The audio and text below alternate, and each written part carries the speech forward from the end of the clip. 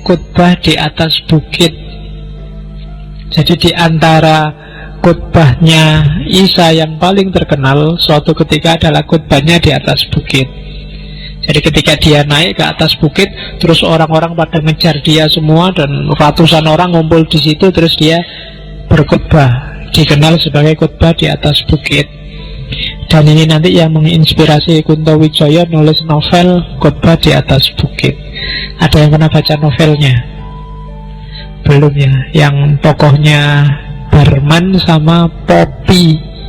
Barman ini orang tua yang sama anaknya dikasih asisten Poppy, cewek kinyis-kinyis yang luar biasa seksinya, yang nanti Barman ini akhirnya melakukan khutbah di atas bukit.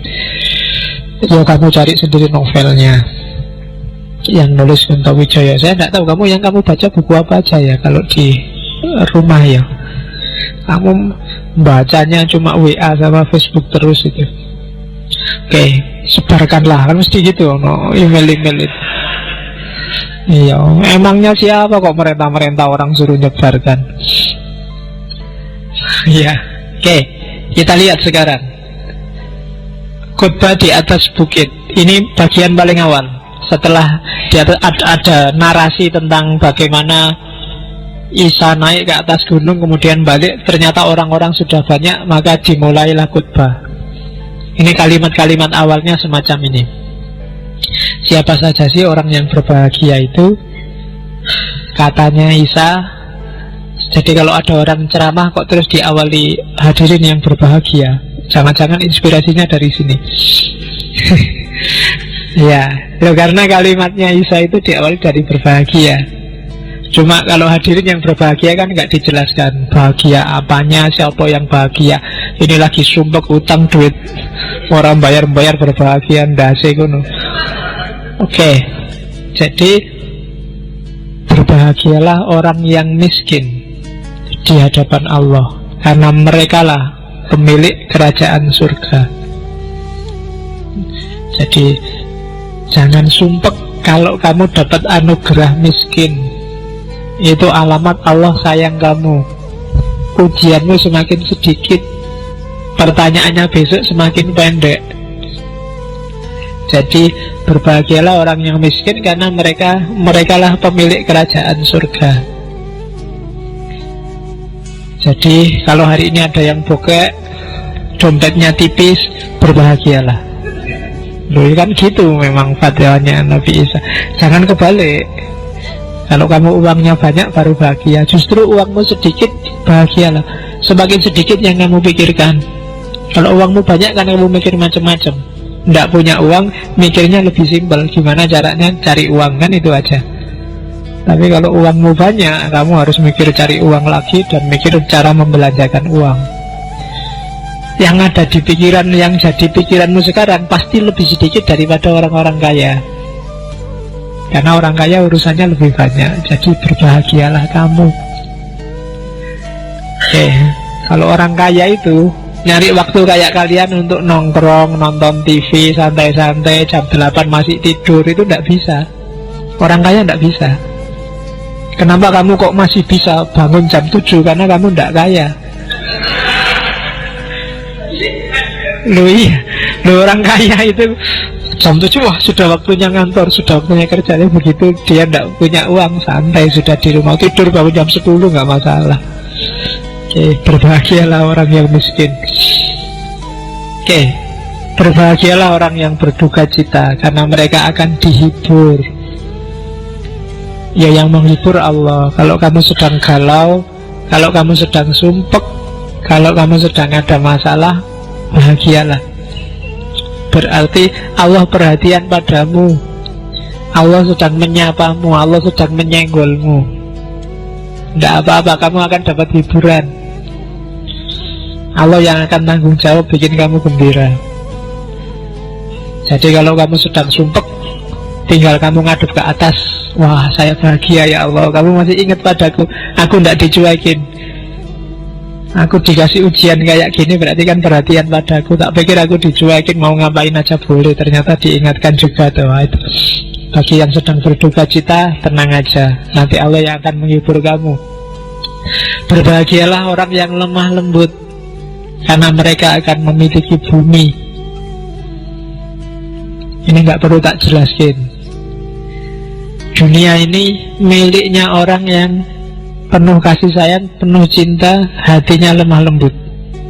Semakin kamu kemerungsung, semakin kamu terobsesi, berambisi, semakin kamu kasar, keras, semakin kamu galau dan tidak tenang hidupmu.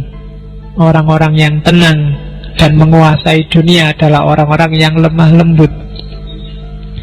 Berbahagialah orang yang lapar dan haus akan kebenaran, karena mereka akan dipuaskan. Orang lapar, orang haus itu kan biasanya nyari.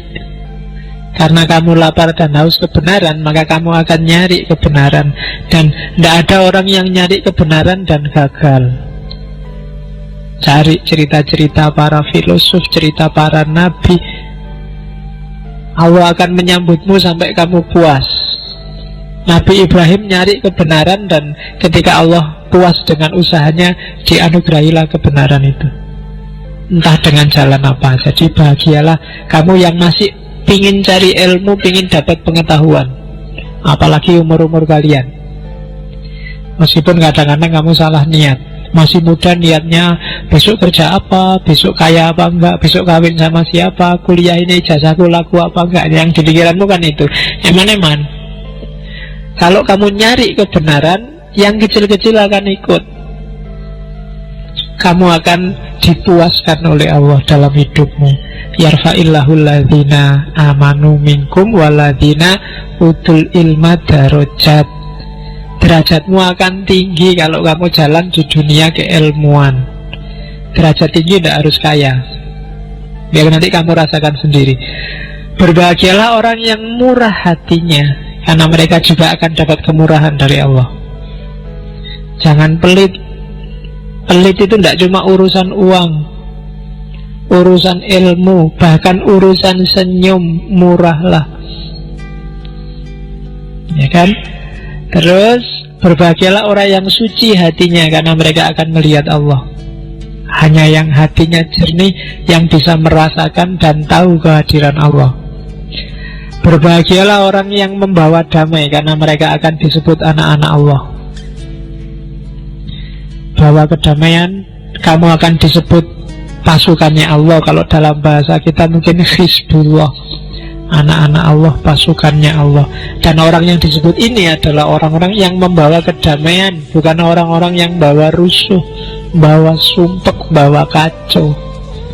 Mereka pasti bukan tentaranya Allah. Allah malah malu kalau nyebut itu pasukannya, ya kan? Pasukanku kok kayak gitu kan, nggak mau mesti Allah. Pasukannya Allah adalah orang-orang yang membawa kedamaian. Dan terakhir, berbahagialah orang yang dianiaya oleh sebab kebenaran, karena merekalah pemilik kerajaan surga.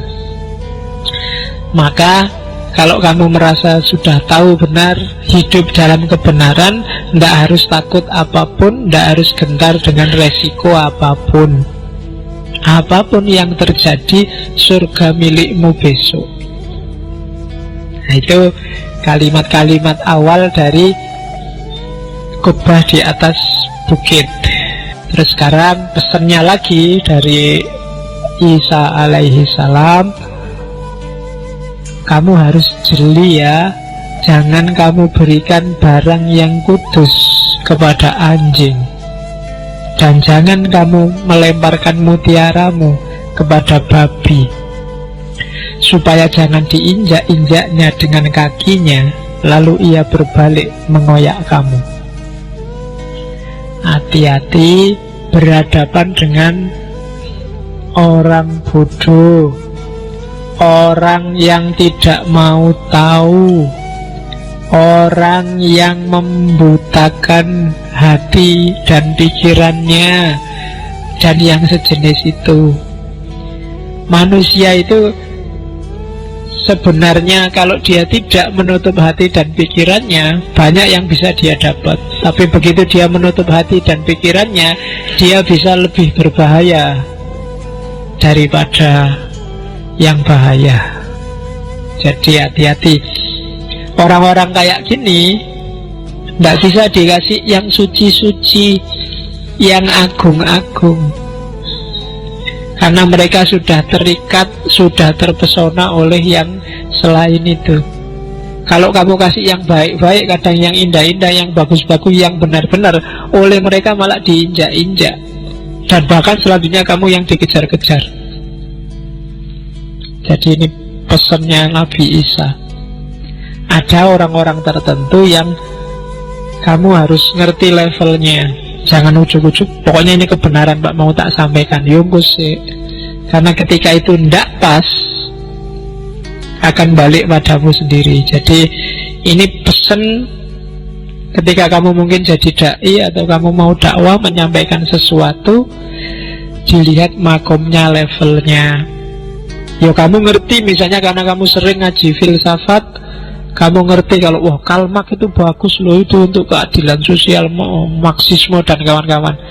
Cuma kamu jangan besok pulang kampung khotbah terus kamu tema kita jamaah Jumat adalah Marxisme. Nah, mereka tidak ngerti itu, makomnya belum nyampe. Mari kita melakukan revolusi proletar untuk menundukkan orang-orang borjuis, orang nyambung. Yang terjadi apa? Pikiranmu akan diinjak-injak dan ia